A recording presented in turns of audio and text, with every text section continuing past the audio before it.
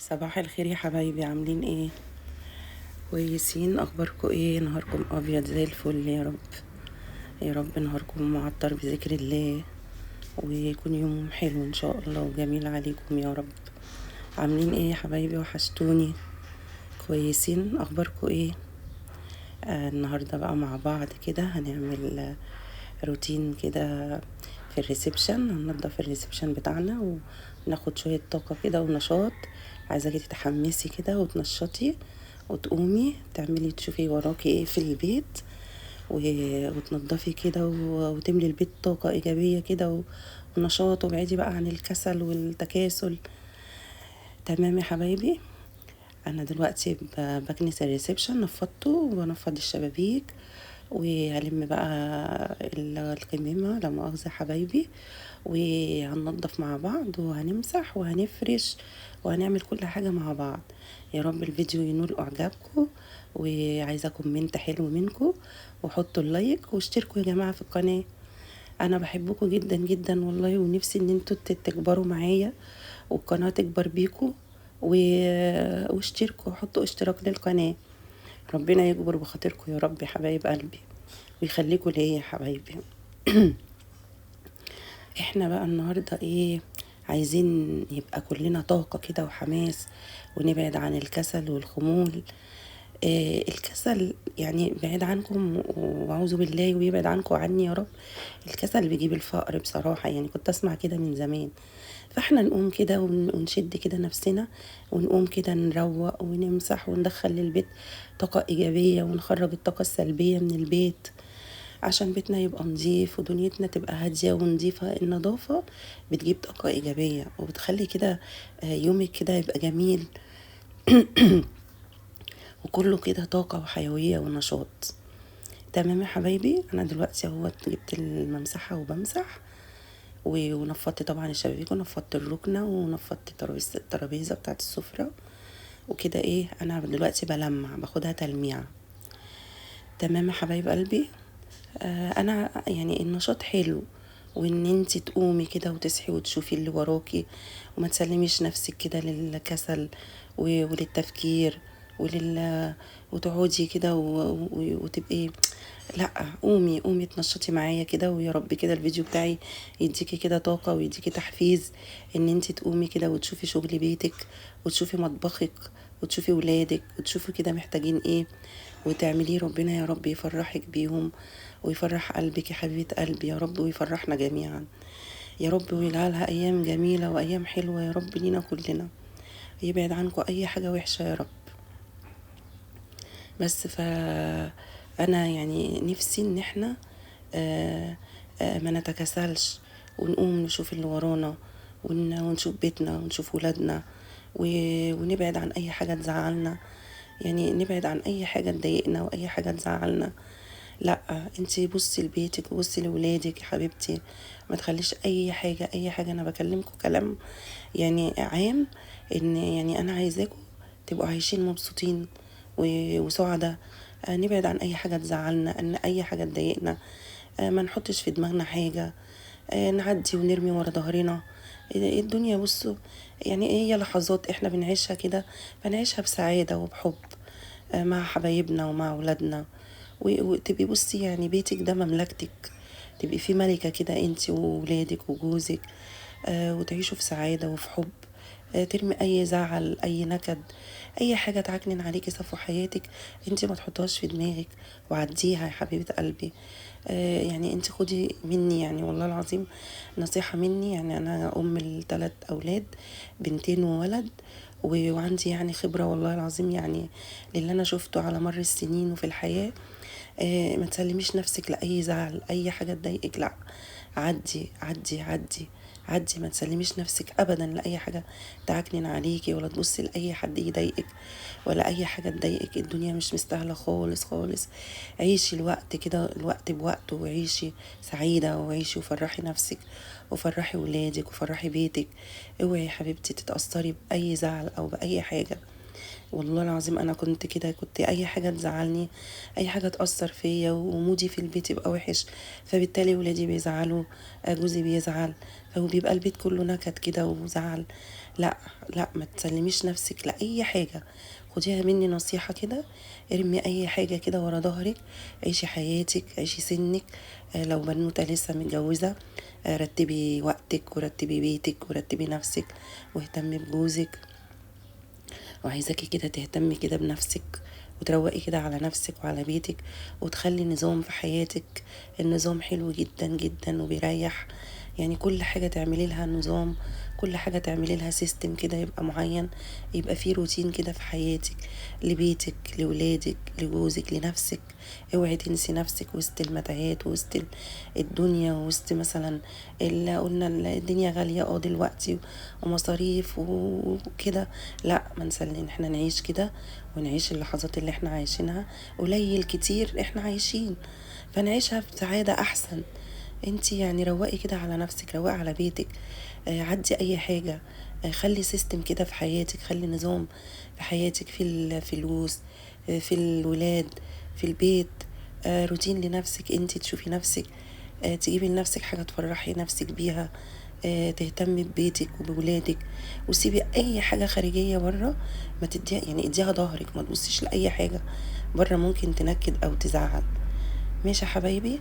يعني انا والله العظيم، يعني انا متجوزة وانا عندي 21 22 سنة.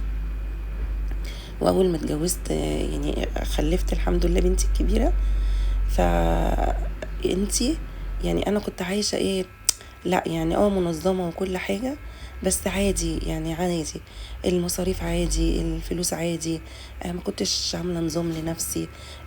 والقرش يعني لازم تعرفي قيمة القرش، وخصوصا في الوقت اللي احنا فيه ده. الوقت ده صعب بس ان شاء الله يعدي ونبقى بخير كلنا وأزمة كده وتعدي والدنيا ترخص والفلوس تبقى كويسة والدنيا تبقى كويسة. أهم حاجة صحتك، وأهم حاجة انتي بالقليل تعرفي تعيشي وتعيشي بيتك وتعيشي نفسك وتفرحي بيتك وولادك. فانتي يعني حاولي، انتي لو عروسة جديدة بنوتة جديدة مقبلة على الجواز، انا بخاطبك انتي وبخاطب اي حد، يعني حتى اللي في سني انا بخاطب اي حد. يعني احنا لازم يبقى فيه في حياتنا يعني ايه، ننظم وقتنا وننظم فلوسنا وننظم مصروفنا ونعمل لنفسنا كده. يعني نكتب كده النهارده انا هعمل كذا كذا، ما بقاش ماشيه يومي كده دهدهوني كده وخلاص، يلا اعمل زي ما اعمل. لا، نظمي في مصاريف البيت، ما تهدريش حاجه من المصروف، ما تهدريش حاجه من الحاجات اللي بتجيبيها في البيت. هاتي احتياجاتك الضروريه بس، يعني ما تجيبيش حاجات وما تكونش ليها لازمه. لا، هاتي الحاجات اللي بيتك محتاجها علشان تقدري تعدي الفترة دي وتقدري توفري برضو. يعني في عز الظروف الصعبة دي انا عايزاكي برضو توفري ولو قليل، يعني لو حاجة قليلة هتنفعك برضو وهتلاقيها. فانت حبيبة قلبي، انت بنوتة وعروسة جديدة. انا جوزي بيدوني المصروف، او هو بيجيب لي مثلا، او هو مش بيديني مصروف بس بيجيب لي كل حاجة في البيت انا محتاجاها. لا، لازم يبقى ليكي مصروف شخصي ليكي انت ولو قليل. اي حاجة نفسك فيها، اي حاجة محتاجاها انت تقدري تجيبيها. مش كله يبقى رايح كده على البيت واكل وشرب. هي الحياة مش كلها اكل وشرب. انا كنت كده والله، يعني كنت بحب اجيب في البيت واجيب بالزيادة وكنا مثلا يعني اعمل فطار، اسلق بيض وجبن واعمل شاي بلبن واعمل فول وطعم. طب ليه ده كله؟ ليه ده كله؟ دي نصيحة مني ليكي انتي. يعني كوباية الشاي وسندوتش الجبنة ده بيفطر، بيض مسلوق لوحده وحتة جبنة ده فطار لوحده، فول وطعمية ده فطار لوحده، شاي بلبن وفيشاية بسندوتش جبنة ده فطار لوحده. تمام يا حبايبي؟ فانتي لا، يعني انا انظم من خلال والله خبرتي. اسمعي مني، انا والله العظيم بقولك خبرتي. انا خلصت اهو الريسبشن، ايه رايكم؟ بصوا الريسبشن بعد ما نضفته وظبطته. يا رب تحطوا اللايك يا حبايب قلبي، وحطوا اشتراك للقناة لو انا عجباكم وكلامي عجبكم. يا رب تحطوا لي اشتراك للقناة وتحطوا لي كومنت حلو منكم.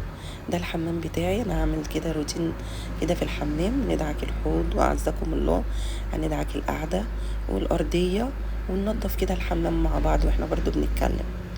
بس فانا عايزاكي يا حبيبه قلبي انتي تهتمي كده بمادياتك وتهتمي ببيتك، تهتمي بجوزك وبولادك. جوزك بيشقى وبيتعب، انتي حافظي على القرش، ما تجيبيش اي حاجه وخلاص وتهدري اي حاجه وخلاص. لا، هاتي اللي انت محتاجاه في البيت واعملي لنفسك زي ما بقولك كده. والله العظيم اعملي لنفسك نظام. انا النهارده هعمل كذا كذا، انا النهارده هجيب كذا كذا. اكتبي، مش عيب انك تكتبي. اكتبي الحاجات اللي محتاجاها. اعملي مثلا فطار، ما تبهرجيش مثلا في الفطار. بصي، لقمه قليله بتاكل وبتشبع، لقمه كتيره بتاكل وتشبع. المهم ان انت تبقي راضيه وبنفس راضيه، وما تحرميش نفسك ولا تحرمي ولادك ولا بيتك من حاجه. بس انا والله العظيم يعني انا قصدي ان انت ما يبقاش كله بجد رايح مصاريف كده على الاكل، رايح حاجات كده على البيت وخلاص، وتبصي تلاقي بيتك زحمه وحاجات لا، احنا في ايام يعني بجد محتاجه ان احنا بقى خلاص لا نرجع ننظم نفسنا، ننظم وقتنا. انا والله العظيم الحمد لله الحمد لله، ولادي يعني متعلمين تعليم عالي. انا معايا 20 دكتوره، ومعايا ابراهيم كليه يعني خدمه اجتماعيه، بس عشان الكوره، لولا الكوره كنت دخلته والله. كان نفسي ادخله هندسه بترول، بس الكوره هي اللي غيرت يعني مساره خالص، يعني خليته دخل ادبي، هو كان يخش علمي. وملك في تالتة في اداب عبري. فاهمه؟ فانا الحمد لله اهتميت بتعليمهم، واهتميت انا وباباهم، ما حرمناهمش من حاجه، وكنا بنجيب لهم بازدياده وكل حاجه بازدياده وكده. بس يعني فاهمه؟ فيعني عايزه اقول لك يعني برضو عشان تعرفي تعملي لهم حاجه للمستقبل. يعني انت ولادك صغيرين، انا نصيحه مني حاولي، انت هتعرفي تحوشي. يعني لو ولادك صغيرين هتعرفي والله العظيم تدبري وتوفري. فاهمه؟ يعني ما تضيعيش كله الاكل والشرب وتجيبي لبس كتير وحاجات كتير في البيت. لا، وفري، حاولي توفري اي حاجه هتنفعك للزمن، هتنفعك. انا كبرتهم وعلمتهم ودخلتهم احسن جامعات، وابني الحمد لله بيلعب كوره، وان شاء الله ان شاء الله ربنا يجعل له يا رب نصيب ورزق فيها وحظ كده يا رب. اللهم امين. ولادي وولادكم وولاد المسلمين اجمعين. انا قصدي انت يعني ايه، نظمي نفسك، نظمي وحافظي على قرشك كويس جدا. اعرفي قرشك انت بتحطيه فين. معاكي اطفال صغيرين، مش كل حاجه يشبطوا فيها انا اجيبها، لا، ليكي كده حاجات كده معينه تفرحيهم بيها، وتشيلي وتكسري قرش على جنب. والله العظيم اسمعي مني، هينفعك والله للزمن. يعني القرش بينفع بصراحة، مش هكدب عليكم. الفلوس برضه اما الولاد يكبروا كده ويلاقوكي عاملة لهم حاجة، عاملة لهم قرش، عاملة لهم حاجة كده على جنب، دي حاجة كبيرة جدا جدا. تعرفي تجهزي بنتك، تعرفي تجيبي شقة لابنك، تعرفي تساعدي معاهم في المصاريف وفي كل حاجة هم هيمروا بيها بعد كمان لما يكبروا. بس انا عارفة ان الدنيا صعبة والتعليم بقى صعب والدنيا بقت غالية. بس انا بقولك لو مشيتي على نظام معين وحاولتي ان انت تنظمي وقتك وتنظمي مصروفك وتنظمي بيتك واحتياجاتك، والله العظيم هتوفري وهتعدي وهتعملي حاجة. دي نصيحة مني انا كأم كبيرة. والله ما كنت بصي يعني كله بصراحة كنت بجيب احلى حاجة واكل وشرب وكتير وكتير. ما كنتش يعني القرش ده كان عندي بصراحة يعني اخر حاجة ان انا احوش بقى واشيل الكلام ده، لا، ما كنتش كنت بعلمهم كويس، مش بستخسر فيهم حاجة خالص. كل حاجة في التعليم كنت بجيبها لهم، كنتش بأثر معاهم. في حين ان انا كنت ممكن اوفر، يعني ممكن اوفر. كنت بروح مشوار نادي بعيد بابني من وهو عنده 7 سنين، كنت بروح جسر السويس في نادي الكبير انبي، وكنت بصرف كتير. وكنت ممكن اوفر، بس ما كنتش بهتم، ما كنتش اعرف ان الدنيا هتتغير وان الظروف هتتغير والدنيا هتبقى وهتتحول بالغلا ده. كانتش الدنيا غالية كده ابدا ابدا. فانا اللي مريت بيه خبرة السنين. والله العظيم اسمعي مني حبيبتي، نظمي في مصروفك واعرفي مصروفك بتاخديه بتحطيه فين. ما تبهرجيش في الفطار، ما تبهرجيش في الاكل وتخدري، ما هو بيتخدر لا. انت جيبي الحاجات اللي هي يعني تنفعك وتنفع ولادك وتنفع بيتك. جوزك بيشقى وبيتعب، حافظي على القرش بتاعه. وحبيبتي والله العظيم كل دي حاجات والله اسمعيها مني، والله ما بقول كلام، انا دي خبرة مريت بيها. يعني انت اما تصرفي وهم صغيرين وتصرفي عليهم وتخلصي مثلا كل المصروف وكل البتاع وهم صغيرين عشان خاطر تبسطيهم وخاطر تجيبي بالزيادة وخلاص، وحاجات ممكن ما يكونوش محتاجينها، ويجوا يكبروا ما يلاقوش ان انت عامله لهم ولا بابام عامل لهم حاجة، دي بتبقى صعبة وبتبقى حاجة يعني مش كويسة. فانت وهم صغيرين في ايديك انك توفري وتعملي، وبرضه مش هتجوعيهم، مش هتحرميهم، بس هتوفري عشان خاطر لما يكبروا يلاقوا حاجة يستندوا عليها، يلاقوا بابا عمل لهم حاجة، يلاقوا ماما عملت لهم حاجة. فدي نصيحة والله مني حبيبتي، انا مش بضايقك، وانا عارفة ان الدنيا صعبة وكل حاجة، بس مع النظام، مع التدبير والتوفير، وتنظمي كده حالك، هتعرفي تعملي كل حاجة في الحياة الدنيا. وبصي، اهم حاجة ان انت تبقي مبسوطة وتبقي سعيدة، وتخلي ولادك مبسوطين وسعداء، وما تخليش حاجة تضايقك، وتهتمي برضو بنفسك، وما تروحيش كده مع متاعات الحياة وتنسي نفسك. نفسك ليها حق عليكي. واحنا الكلام ده والله يا جماعة، انا والله العظيم من خلال خبرتي، انا كل فيديو هقول لكم، يعني اقول لكم على اللي انا شفته واللي انا مريت بيه في الحياة، عشان خاطر انتوا تستفيدوا وتتعلموا. تمام، عملنا الحمام اهو، خلصناه وخلصنا الريسبشن، ودلوقتي هروح اعمل فطار. هنفطر انا وابراهيم ابني، هنعمل بيض يعني، ونعمل شاي بلبن، اعمل له نسكافيه وشويه فول كده وجبنه، وهنفطر كده انا وهو مع بعض. يا رب ما كنتش ضايقتك بكلامي، وابدا والله العظيم انا عايزه مصلحتك، واسمعي مني والله العظيم الكلام ده هتدعي لي عليه لو انت عملتي بيه. حافظي على نفسك، حافظي على بيتك، وحافظي على قرشك، وما تحرميش نفسك ولا ولادك، بس بحدود ايه؟ المعقول. المعقول بالتنظيم، ورقه وقلم، كراسه كده معايا، اجنده اكتب فيها احتياجاتي ايه كل يوم، اكتب جوزي بيديني كام، انا هجيب ايه النهارده، هوفر ايه النهارده، ولو قليل بس توفري قرش هتلاقيه ليكي ولولادك، لبيتك، لنفسك، لشقتك، كل حاجه. القرش عمره ما بيخسر. الخساره انك تصرفي وخلاص وانت مش عارفه بتصرفي في ايه، دي الخساره. وهتحسي وهتندمي، تقولي يا ريتني كنت حوشت، ويا ريتني كنت كسرت قرش للزمن وللحياه. دي نصيحه مني كأمكم، اختكم الكبيره. والله العظيم يا حبايبي، والله بقول لمصلحتكم، وانتوا زي ولادي كلكم حبايبي وزي بناتي. ربنا يا رب يوفقكم ويكرمكم، واشوفكم في احسن حال يا رب، اللهم امين. فأتمنى ان كلامي ده تكونوا استفدتوا منه، ولو نصيحة واحدة كده قلتها تفيدكم وتستفيدوا منها وتعملوا بيها. ربنا ما يحرمني منكم يا رب أبدا، ويا رب أكون كلامي بيعجبكم، يكون روتيني بيعجبكم، ما أكونش تقيلة على قلبكم. ربنا ما يحرمني منكم ابدا يا رب. واتمنى ان قناتي تكبر بيكم، واتمنى ان قناتي تكون مفيدة ليكم، مش مجرد ان انا بعمل فيديو وخلاص. لا، انا عايزاكم تستفيدوا بكل حاجة انا بعملها او بقولها في الفيديو.